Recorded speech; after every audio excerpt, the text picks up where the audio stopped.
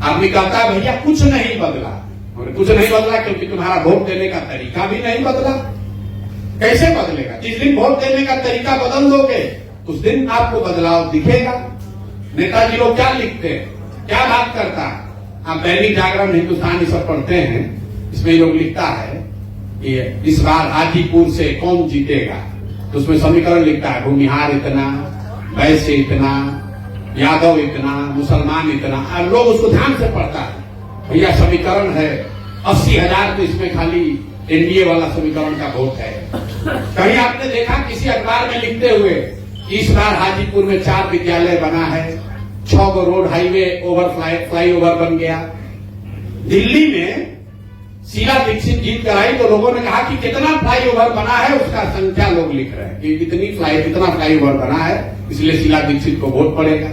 अरविंद केजरीवाल चाहे जितना खराब हो, लोग कम से कम 10 वर्ष कह रहे थे कि शिक्षा सुधार का उसने प्रयास किया। लेकिन बिहार में क्या लिखता है, कितना जाति है, क्योंकि उसको मालूम है कि अंत में तो इसी से गणना होगा कि कितना भूमिहार है, कितना राजपूत है, कितना कुशवाहा है, कितना। तो जिस बात के लिए आप वोट देते हैं उसी की चर्चा होती है। नेता भी वही गणना करता है। काहे सोचेगा कि स्कूल बनाए, तो सोच ही रहा है कि भूमिहार लोग तो है ही है हमारा जात के, वहां तो दे देंगे। हमारा जात के यादव जी लोग हैं वो देवे करेंगे। पंडित जी लोग अपना ऐठ ही रहे कि पंडित तो वहां 8,000 है तो जाएगा कहां, तो देवे करेगा हमको। तो जिस चीज के लिए आप वोट देंगे नेता वही सोचेगा, वही उसी की गणना करेगा, उसी की चिंता करेगा। जब तक उस मूल बात को नहीं समझिएगा तब तक सुधार नहीं हो सकता है।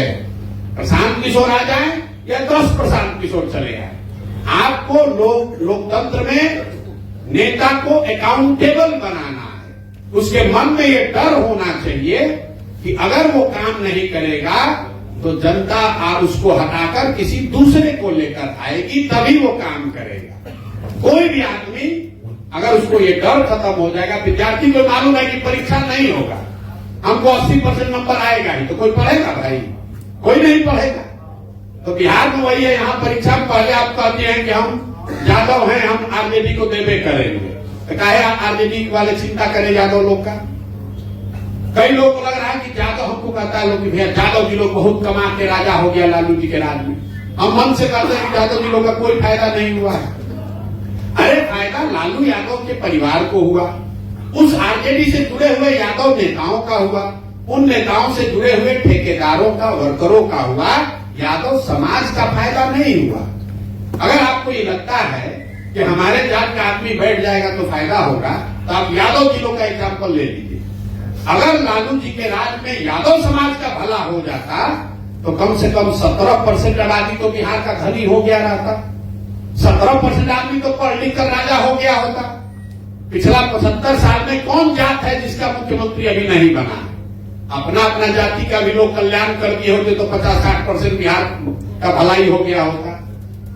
आज भी यादव समाज के लोग भी 5% 12वीं क्लास पास कर रहे हैं, उन पे कोई सुधार नहीं है, कोई सुधार नहीं है। हाँ, सुधार यह है कि उनको आवाज लालू जी ने दी, आवाज उनके पास है, इसके लिए उनका लालू जी को धन्यवाद मिलना चाहिए।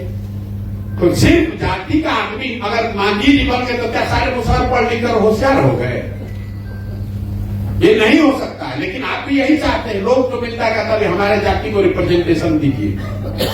आपके जाति के रिप्रेजेंटेशन की बात होनी चाहिए, लेकिन सिर्फ जातियों का रिप्रेजेंटेशन हो जाने मात्र से आपका जीवन नहीं सुधरेगा।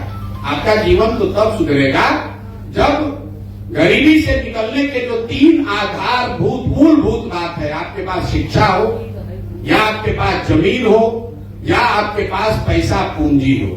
दुनिया में चौथा कोई रास्ता नहीं है गरीबी दूर करने का। उसके बाद जाकर गोली चलाकर अपहरण करते हैं तो अलग कहानी है। लीगल तरीके से 3 ही तरीका है जिससे कि आप गरीबी से निकल सकते हैं, जीवन बेहतर बना सकते हैं। आपके पास शिक्षा होना चाहिए। तो बिहार में शिक्षा का हालत आप देख ही रहे हैं। अभी जातीय जनगणना हुआ, आप लोग, कई लोगों ने जाति जनगणना पर कोई पक्ष में कोई विपक्ष में बहुत बोला होगा। रिपोर्ट आया तो किसी को पढ़ने का भी फुर्सत नहीं। आपको बता रहे हैं 78 साल के बाद 3% दलित ही बिहार में 12वीं क्लास पास कर रहे हैं। उसी रिपोर्ट में लिखा है, हमारा रिपोर्ट नहीं है। जो जाति जनगणना लोग कराए हैं 3% दलित 12वीं क्लास पास किया है।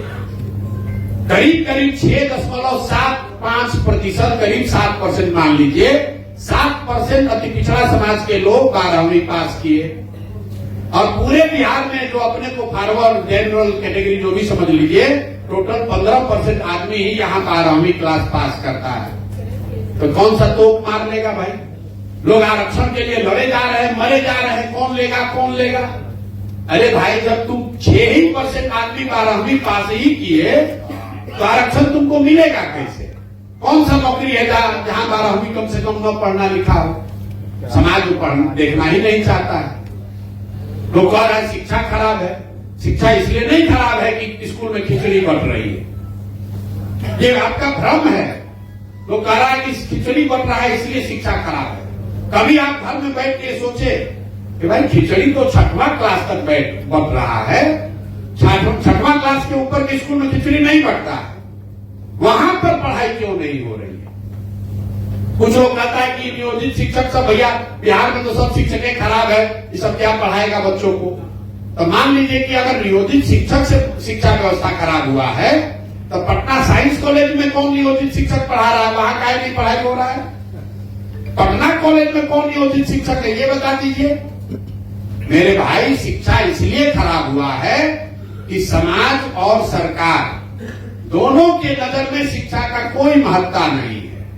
गांव में भी जो आदमी है वो भी सोच रहा है कि शिक्षा संस्थान जो है वो सरकारी लाभ लेने का केंद्र है। वहां से साइकिल का पैसा मिल जाए, वहां से पोशाक का पैसा मिल जाए, वहां से बढ़िया खिचड़ी खाने को मिल जाए। पोशाक का पैसा नहीं मिलता है। हम लोग गांव में चलते हैं, लोग कहता है देखिए ना, हेडमास्टर हमको अभी तक साइकिल का पैसा नहीं दिया। उसी विद्यालय में अगर गणित का पढ़ाई सालों भर नहीं हो रहा है, उससे पेरेंट्स को कोई, गार्जियन को चिंता नहीं है। अब टीचर लोग भी है, वो भी समझता है भाई छोड़िए क्या करना है, सरकार सोच रही है। अरे भाई, 50,000 करोड़ रुपया मास्टर लोग को हम लोग वेतन दे रहे हैं, मास्टर सब पढ़ा तो नहीं रहा है, चलो पैसा वसूलने के लिए कुछ कामें करा लो इस सबसे। आज से वोटर लिस्ट बनवा रहा है, आज से गांव का स्वच्छ भारत का सर्वेक्षण करा रहा है। तो कहीं न कहीं समाज और सरकार दोनों की नजर में जब शिक्षा की महत्ता है ही नहीं, तो शिक्षा सुधरेगा कैसे? इसीलिए ये दुर्दशा है। तो ये सुधरने वाला नहीं है। जब तक समाज में इसकी चिंता नहीं होगी तब तक नहीं सुधर सकता है। भाई साहब ने कहा कि चुनाव कैसे जीतिएगा? राजनीति तो इसी के लिए है कि सत्ता में आना है, राजनीति इसके लिए नहीं है। ये आपका भ्रम है कि राजनीति सिर्फ एमएलए एमपी बनने और सत्ता में आने के लिए। कुछ लोग ये भी कहते हैं कि जब सत्ता में नहीं आइएगा तो समाज पर प्रभाव कैसे पड़ेगा? तो आजादी से पहले जितने लोग राजनेता हुए, जिसको आप मानते हैं, गांधी थे, पटेल थे, नेहरू थे, उन्होंने तो कोई चुनाव नहीं लड़ा, वो तो एमएलए एमपी नहीं बने। तो क्या उन्होंने राजनीति नहीं की? क्या उनका समाज पर, देश पर प्रभाव नहीं पड़ा? राजनीति सिर्फ चुनाव लड़ना नहीं है, राजनीति समाज की आवाज बनना भी है, समाज के विषयों को उठाना भी है, समाज में जिसके साथ अन्याय हो रहा है उसके साथ खड़ा होना भी है। तो हम यहाँ सिर्फ चुनाव लड़ने नहीं आए हैं, चुनाव तो लड़ना ही है, लेकिन सिर्फ चुनाव के लिए जब आप राजनीति करते हैं तो विशुद्ध तौर पर यही कहिएगा, आपको मालूम है कि शराबबंदी खराब है, फिर भी कहिएगा नहीं महीना का वोट लेना, इसलिए चुपचाप लगाए रहे। आपको मालूम है कि भूमि सुधार लागू होना चाहिए, लेकिन सोचिएगा नहीं सवर्ण इससे नाराज हो जाएगा, इसलिए नहीं बोलेंगे। इसीलिए जनसुराज में हम लोग कहते हैं कि एक संकल्प लिया है कि वोट मिले या न मिले, बात जो सही समझ रहे हैं वो बात समाज के सामने रखेंगे। आपको अच्छा लगे तो मानिए, और ना अच्छा लगे तो